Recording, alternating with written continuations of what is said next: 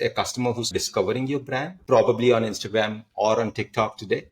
They're expecting to know more about your product. And that's where more discovery related experiences, which is quizzes, games, really you're engaging customers at the top of the funnel. As customers get more familiar with the brand, they expect to see more relevant products, which are tailor-made for them.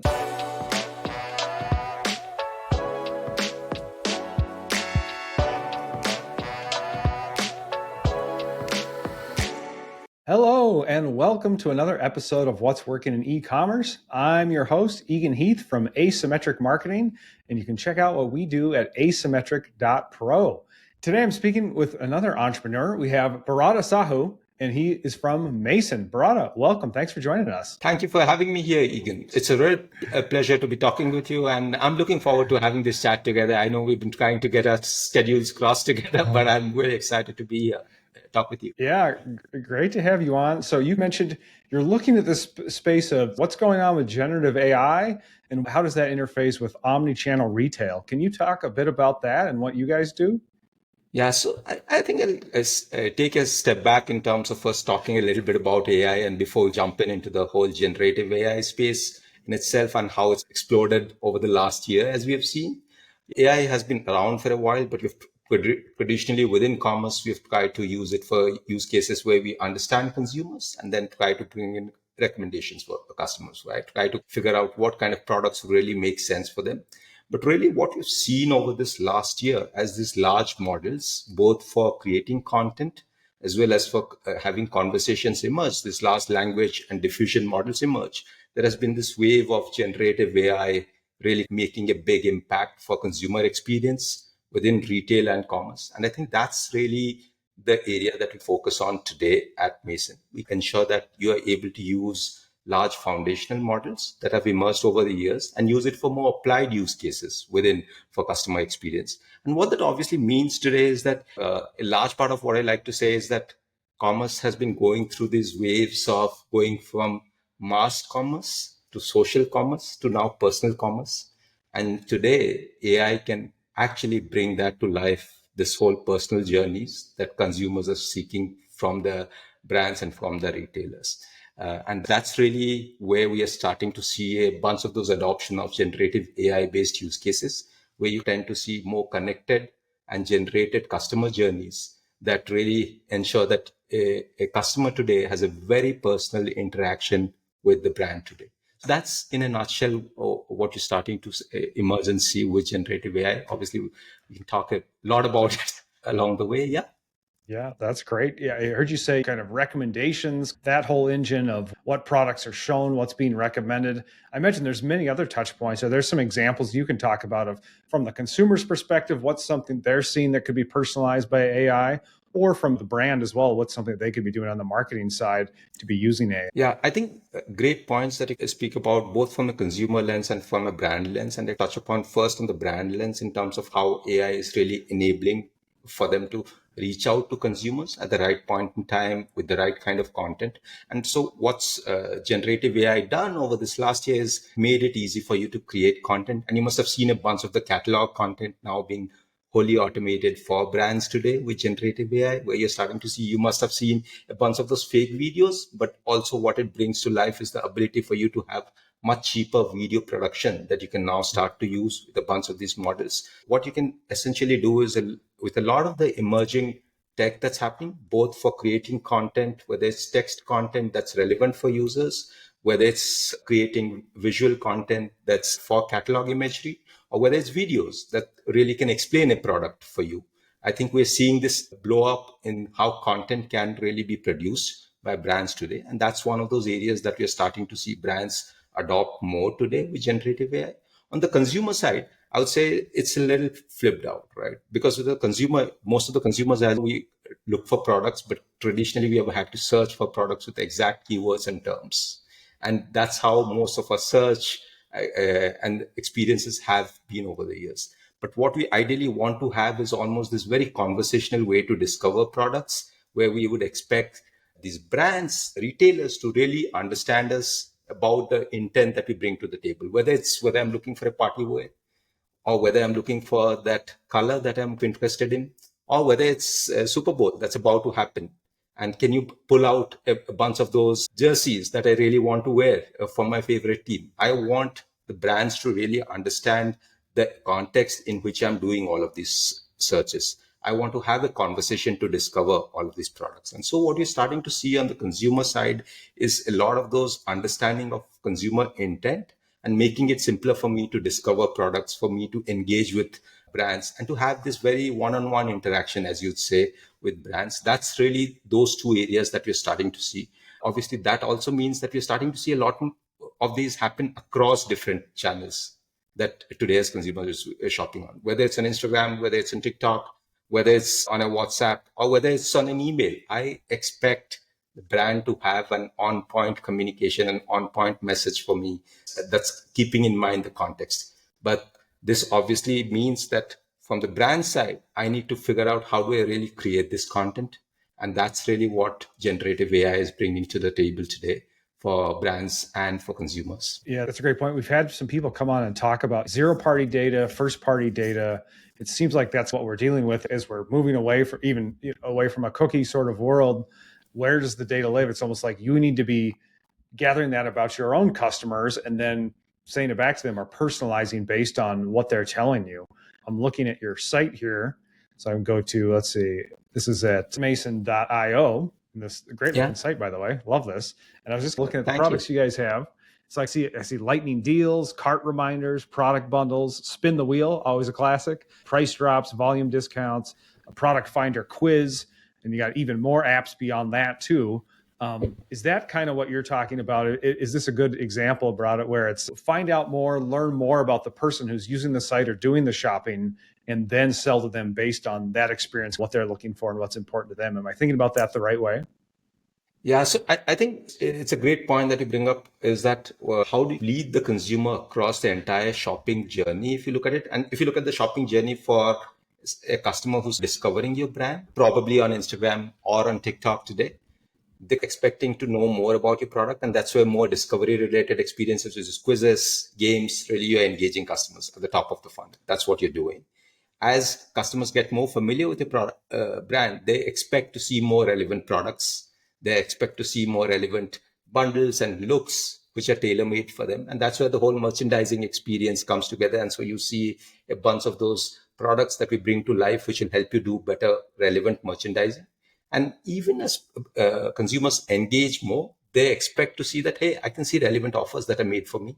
They show that, hey, I've been a shopper with you twice. I expect to see an exclusive offer on this new launch that you've done, right? And so can you create a tailor-made offer for me? So what is that across the entire shopping journey for the customer?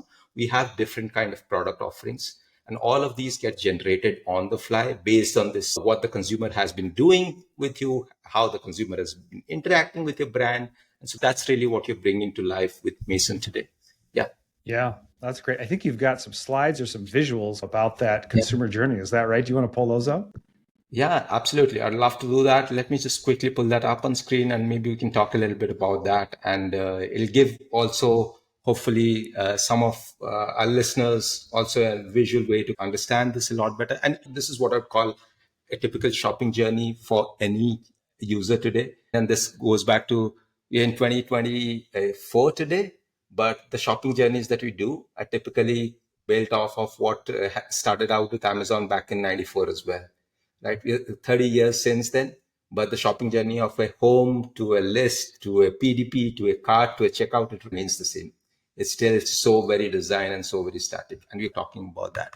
And so today, when we speak about some of these journeys, and I'll quickly walk you through, is that say here's someone who's looking for a red dress, and they've come onto your website, onto your store for the first time as a brand.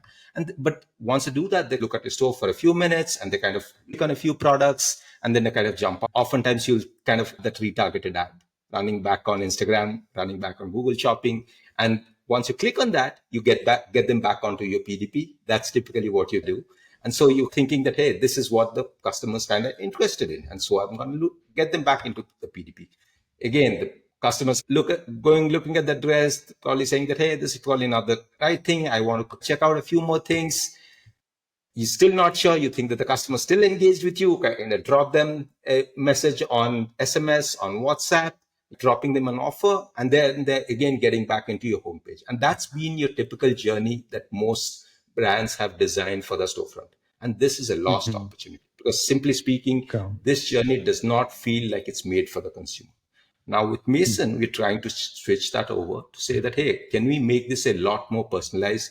Can we make this a lot more around the customer itself? And so if you see of a modern shopping journey with Mason today, what we're saying is that even while it starts off at the same point, probably discovering your brand on an ad on Instagram that you've looked at or on TikTok with an influencer, they're still coming to your storefront. But here we start to understand more of your customer intent. It's not just looking for a red dress. They've probably been looking for a red dress because they're dressing up for a party. That's what they kind of looked at. And so we don't drop them into your PDP anymore. When you go from Instagram, you get into a shop in shop page, completely fully designed experience for party wear. It's an on-demand generated experience, and where you're able to see all of the party collections, the content fitted around what kind of different looks can you wear for this party. And so you get to see a fully immersive, personalized experience, saying that it's a continuation from that Instagram inspiration to shopping in store, which feels very immersive and as a next logical step of the journey. And as you get to understand that the customer is not just looking for to be clear on that, Bharata, this is a great point. When you went through it the first time, even, I just want to interrupt and say, they already went to the product page and they left. They were there for a few minutes. They left your site. You brought them back to the same page they already saw. There's nothing new there. We take them to this sort of custom experience. And one thing I noticed about this in your example is we've got the party going. It's not just a picture of the product. It's not the same old thing. It's that we're pulling them into this experience of, imagine how you're going to look at this dress at the party. It looks like it's very exciting. Now, this is not on, say, Instagram shops. You're saying this is a URL as well. This is a URL which gets product page. Okay. And it gets fully automatically generated because you can't generate all of the different use cases or all of the different search and all of the different occasions that the customer is searching for. What we do is that we generate this on the fly. We have this generative engine that kind of generates both content using your existing catalog imagery or using what you say third-party libraries. We generate this content on the fly for you. And so what is a fully generated page that's tailored around that occasion that we understand, that intent of the customer that we understood. Hey, the customer was not just looking for a red dress. The customer had this intent of going to a party. And so can we put together a whole party collection for them? Then it comes down to when you get them into this, you're trying to move the customer forward in that shopping journey and you're trying to get them to buy. At that point of time, you're creating an exclusive offer that's again made for the customer. It's not the stat, what do you say, that 5% off, that welcome incentive that everybody gets these days. It's a tailor-made offer that you're getting for the customer, and it's available to you for that duration. So you're ensuring that the customer is able to move forward in that journey in terms of buying, saying that I have this exclusive offer for the next 15 minutes, which will really help me grab this brand. Again, fully generated for you. And as you further go down and you add it to the cart, you not just get the product, but you get the entire look. What goes along with that product, which is your earrings that might go, or you might want to put on a new pair of heels that you want to buy along with that. So you get that entire look, not just the dress in itself, which kind of gives you to say that this brand really understands why I came here to shop for this party that I'm going, and they have everything in one place. They can help me get dressed up. They can make me look spectacular. And this brand understands me. This whole journey now suddenly got transformed along the way as we got to understand the customer intent along the way. So while brands today still have a lot of this data today, which are coming in from the browse signals, which are coming in from the interaction signals, unfortunately, brands today do not have the ability to customize the site on the fly. And that's what we're doing today with Mason, is bringing in this, we're plugging in this generative capabilities to really generate the experiences on the fly. Yeah, what a great example. Thanks for talking through that. And I love the visuals. Thank you for showing those too. Yeah. One thing I'm wondering is, I've seen this, we work with a lot of people on Shopify. They might use an app like a one-click upsell or another like that, where you can set up things like this manually. But as you said, this is being generated by the AI. When is that important? Is it when you have a lot of SKUs, when you have a lot of use cases for your products? When is it important for AI to do this piece rather than, say, the marketing team to set this up with plugins and apps? Again, I like to think of it slightly differently. I like to think of it as not as this case of how many SKUs do you have. Obviously, if you have just a single SKU, you'd probably not have an AI set it up for, but you have a lot of customers. And a lot of customers come to your products for very different reasons, as you say. Somebody might be buying their dress to dress up for a party. Somebody might be buying their dress to go for an office party. Somebody else might be going to the friend's wedding. And so there are a lot of different reasons why people come to buy your products. It's really about understanding the consumer. And do you have a lot of customers is where you should probably start about saying that, do I want to be personal with my customers? Can I spend attention with every single customer that's coming to my site? You should first ask about, think about AI as that assistant or that co-pilot, which is helping you, give you as a brand owner that personal attention of yours to every single customer. Ideally speaking, as a brand owner, I would like to speak to every single customer that comes to my site, right? That's what I'd like to do. I would love selling to customers. I love understanding customers. And while I build products for them, these products are meant for them to make their lives better in some sense. I would ideally like to spend that attention, but can I do that today without an AI in the picture? I would think not, right? I would probably say that I will just design one journey and I'll say that, hey, I would think that most customers would fall into this journey. I would like try to bucket them all into one bucket or a few cohorts. And that's how I would typically run my business. So when you ask me, what's that right time? I would say that think about it as that, do you have customers and do you want to spend more personal attention with your customers? And that's really where AI acts as that superpower for you today. Yeah, that's well put. I think I'm thinking of in a retail space, if you're buying something at a physical store, brick and mortar, there's a salesperson there. They're asking you questions. They're showing you to this rack over here. It's like you're getting that one-to-one personalized experience.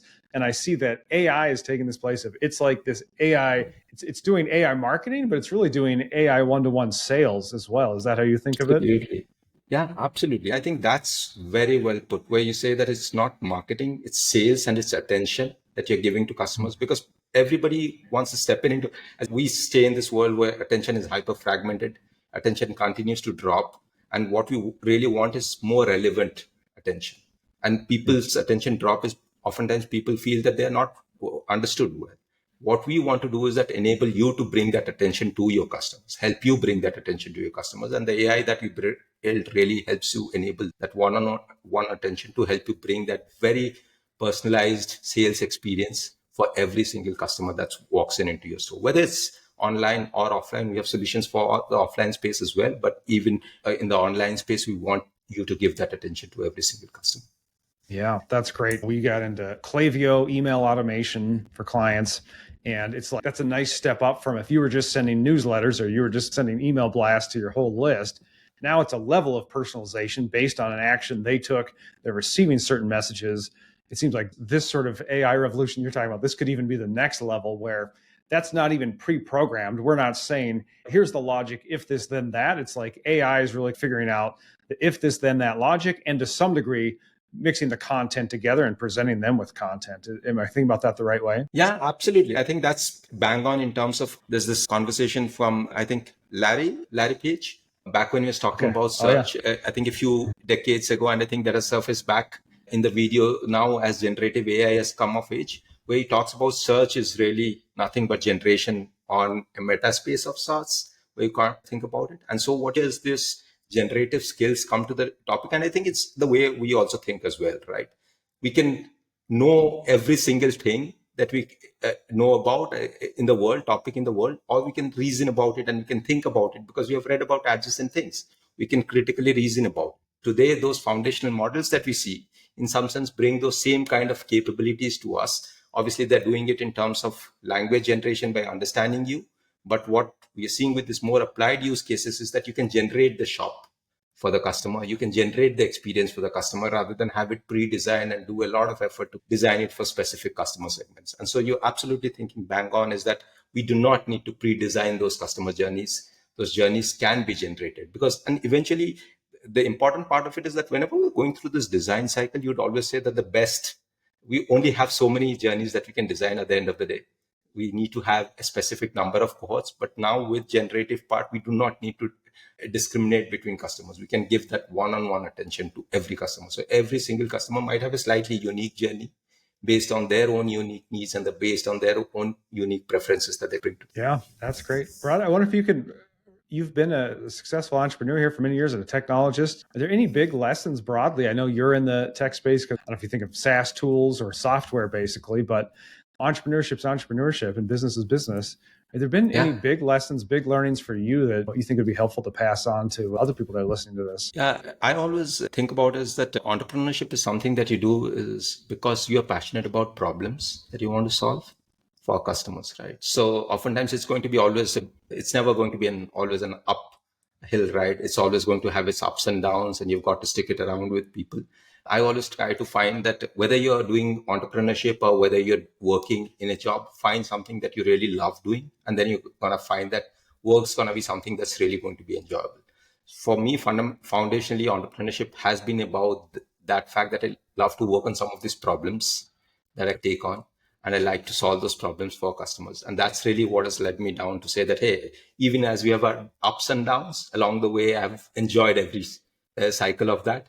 Sometimes you don't enjoy the cycles while you're in the middle of them, but as you look them in past, you say that this has been a very enjoyable learning experience. You've had different kind of experiences. And so for me, that's been super critical, keeping that on top of mind. The second part of it is about relationships and this additive nature of relationships, what we say as this compounding nature. Over a period of time, you build products, you build companies, but more importantly, you build them with people. And it's super essential to keep that in mind, that all those relationships matter as you grow up, because they are the people that you grew up along with, right? And so keeping those relationships along with you as you take down the journey is also very helpful as you build up your career, build up your companies. And that really holds you in good stead. So those are a couple of things that I always try to keep in mind. Thanks. All right. I'm glad I asked for the wisdom in addition to the strategies and tactics. So really great. So people can find you at getmason.io. Is there anywhere else people can check you out, and who should reach out to you guys? Yeah, you can always hit me up on LinkedIn. I post on LinkedIn at times. I usually try to be active within spurts, but I'm usually active on LinkedIn. If you're reaching me out on LinkedIn, you'd probably find me over there. I'm on Twitter. I engage more and I consume more of it rather than I honestly post it. But LinkedIn is where you can definitely find me at. And at any point of time you want to check us out, we are available on all the different platforms that you are built on top of, whether it's Woo, whether it's Big, whether it's Magento, whether it's Shopify, we're there. And we are obviously happy to help you bring AI to your own storefronts and make your life hopefully a little easier and bring that personal attention to your consumer. All right. Barada Sahu from Mason, thank you for coming on and sharing what's working in e-commerce. Thank you, Eagan, for having me here. It was a pleasure talking to you.